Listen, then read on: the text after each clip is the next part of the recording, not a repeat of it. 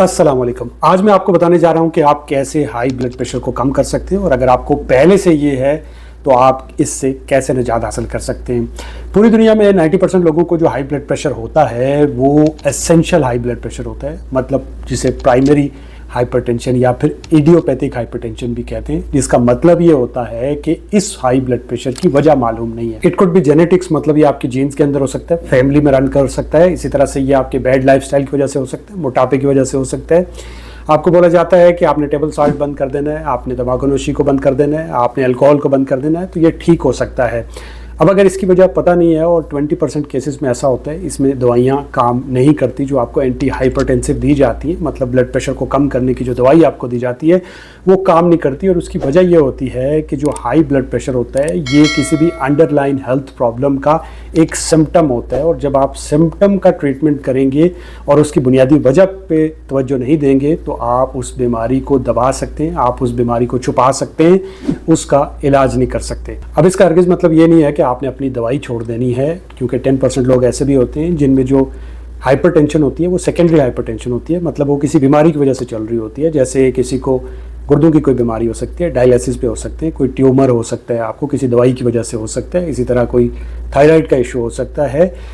Bottom line ये है कि जब आप अपने डॉक्टर के पास जाएं तो इन चीज़ों को भी कंसिडर करिएगा जो कि इस वीडियो में आपको बताऊंगा। तो सबसे पहली वजह हो सकती है, अगर आपका हाई ब्लड प्रेशर होता है तो उसकी वजह विटामिन डी लो हो सकता है। जब आपका विटामिन डी लो होता है तो ये आपकी बॉडी में जो पानी के दबाव को कंट्रोल करने वाला सिस्टम होता है, जिसे रेनिन एंजियोटेंसिन एल्डोस्टेरोन सिस्टम कहते हैं या शॉर्ट में जिसे रास कहते हैं, वो तेज़ हो जाता है। और इस तेज़ होने की वजह से आपके आर्टरीज में वेजो कंस्ट्रिक्शन होती है, मतलब जो खून की नालियाँ होती हैं वो सिकुड़ जाती हैं, जिससे आपका ब्लड प्रेशर हाई हो जाता है। अब पानी के दबाव को कंट्रोल करने वाले इस सिस्टम के तेज़ होने की वजह से आपकी बॉडी में सोडियम रिटेंशन होने लगता है। तो जब पानी ज़्यादा होगा और सोडियम ज़्यादा होगा तो आपका ब्लड प्रेशर ज़्यादा होगा। और इसका जो रिस्क होता है विटामिन डी का लो का, वो सर्दियों में बढ़ जाता है, क्योंकि जो विंटर होते हैं उसमें जो सन एक्सपोजर होता है वो बहुत कम होता है। अगर आपकी स्किन स्पेशली डार्क है तो आप में बहुत चांसेस होते हैं कि आपका विटामिन डी लो होगा और आपको हाई ब्लड प्रेशर होने के रिस्क ज़्यादा होते हैं। दूसरी वजह हो सकती है हाई ब्लड प्रेशर की जेनेटिक्स, और जो जेनेटिक्स होती है उसको लिंक किया जाता है विटामिन डी की कमी की वजह से या फिर इंसुलिन रेजिस्टेंस से। अगर आपकी बॉडी में इंसुलिन लेवल बहुत ज़्यादा है तो इस वजह से आपको इंसुलिन रेजिस्टेंस हो सकती है, और जो इंसुलिन रेजिस्टेंस होती है ये आपकी आर्टरीज में स्टिफनेस पैदा करती है, उनको सख्त कर देती है, जिसकी वजह से आपका ब्लड प्रेशर हाई हो जाता है। स्पेशली अगर आप बहुत ज़्यादा कार्बोहाइड्रेट्स खाते हैं तो इसकी वजह से आपको इंसुलिन रेजिस्टेंस हो सकती है। उस पर हमारा ऑलरेडी वीडियो है, वो आप जाके देख सकते हैं।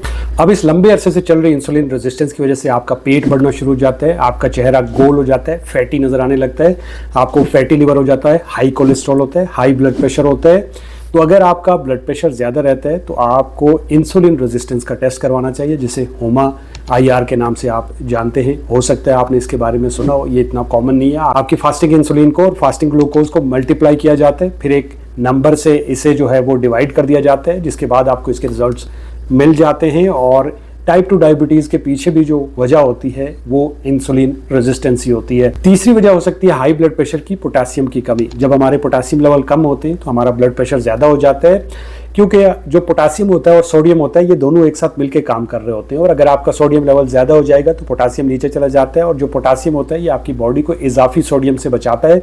इसके अलावा आपकी ब्लड वेसल्स को रिलैक्स करता है, जिससे आपका ब्लड प्रेशर नॉर्मल होता है। डेली की जो रिक्वायरमेंट होती है वो लगभग 4700 मिलीग्राम होती है, और इसको पूरा करना काफ़ी मुश्किल होता है, जिसके लिए आप मुख्तलिफ चीज़ें खा सकते हैं। इसके लिए आप ग्रीन लीफी वेजिटेबल्स ले सकते हैं, आप पालक ले सकते हैं, आप खीरे ले सकते हैं, आप गाजरे ले सकते हैं, आप अनार ले सकते हैं, आप एवोकाडो ले सकते हैं, ऑरेंजेस ले सकते हैं, बनाना ले सकते हैं, जो पंपकिन सीड होते हैं उसमें अच्छी क्वांटिटी के अंदर होते हैं। इसी तरह से जो आलमंड होते हैं, जो वॉलनट होते हैं, इन सब में आपको पोटेशियम अच्छी क्वांटिटी के अंदर मिल जाता है। चौथी चीज़, अगर आपकी बॉडी में कैल्शियम लेवल बहुत ज़्यादा है तो इसकी वजह से भी आपका ब्लड प्रेशर हाई हो सकता है। मसलन अगर आप बिना किसी टेस्ट के कैल्शियम सप्लीमेंट लेते हैं या फिर आप विटामिन डी की बहुत हाई डोज ले रहे हैं बिना टेस्ट किए, तो इसकी वजह से आपको हाइपर कैल्सीमिया हो सकता है, मतलब आपकी जो खून की नालियाँ हैं, जो आर्टरीज हैं, उनमें कैल्शियम जमा हो सकता है। विटामिन K2 इस इजाफी कैल्शियम को आपकी सॉफ्ट टिश्यूज से निकाल के हड्डियों और दांतों तक ले जाने का काम करता है। इसके अलावा जो मैग्नीशियम होता है ये कैल्शियम को इन आर्टरीज में जमने नहीं देता, क्लॉट फॉर्मेशन नहीं होने देता। जब आपको हाई ब्लड प्रेशर की दवाई दी जाती है, चाहे वो कैल्शियम चैनल ब्लॉकर हो, बीटा ब्लॉकर हो, तो ये जो मैग्नीशियम होता है ये नेचुरल बीटा ब्लॉकर होता है, तो इसे भी आपने इस्तेमाल करना है। चलिए अब इन 4 चीज़ों को मैं कंक्लूड करता हूँ और आपके लिए इस वीडियो को मज़ीद आसान कर देता हूँ। पहले नंबर पे आ जाता है विटामिन डी। अगर आपका हाई ब्लड प्रेशर है तो आपको विटामिन डी चेक करवाना चाहिए। विटामिन डी आपको 2000 इंटरनेशनल यूनिट पर डे या 5000 इंटरनेशनल यूनिट पर डे आपको लेना चाहिए। अगर आप इसका टेस्ट करते हैं तो अगर डेफिशिएंसी होती है तो आपका डॉक्टर पर डे आपको 10,000 इंटरनेशनल यूनिट लेने को बोल सकता है, या फिर वीकली वो इस डोज को एडजस्ट कर सकता है। 50,000 इंटरनेशनल यूनिट या 60,000 इंटरनेशनल यूनिट आपको खाने के लिए दिए जा सकते हैं 6 से 8 हफ्ते तक। जब आपको आपके टारगेटेड लेवल्स मिल जाते हैं तो फिर इस डोज को 2000 या 5000 पे सेट कर सकता है पर डे लेने के लिए। दूसरी चीज़ आपको मैग्नीशियम लेना है। मैग्नीशियम के लिए मैग्नीशियम ग्लाइसिनेट के सप्लीमेंट लिए जाते हैं, 800 मिलीग्राम में आपको लेना है। तीसरी चीज़ आपने अपनी ज़िंदगी से कार्बोहाइड्रेट्स को कम से कम कर देना है, शुगर को कम्प्लीटली बंद कर देना है।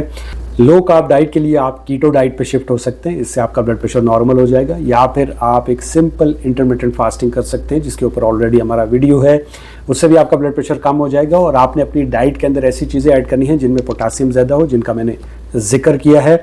चौथे नंबर पे आखिरी जो चीज़ आपने करनी है वो ये है कि रात का खाना आपने जल्दी खाना है और खाने के बाद 30 से 45 मिनट वॉक करनी है। जब आप वॉक करेंगे तो इससे आपकी जो ब्लड वेसल्स है वो रिलैक्स होंगी, फ्लेक्सिबल होंगी और आपका ब्लड प्रेशर नॉर्मल हो जाएगा। तो अगली बार जब आपने अपने डॉक्टर के पास विजिट करना है तो आपने इन चीज़ों को भी उनके साथ डिस्कस करना है। दुआ में याद रखिएगा। अल्लाह हाफ़िज़।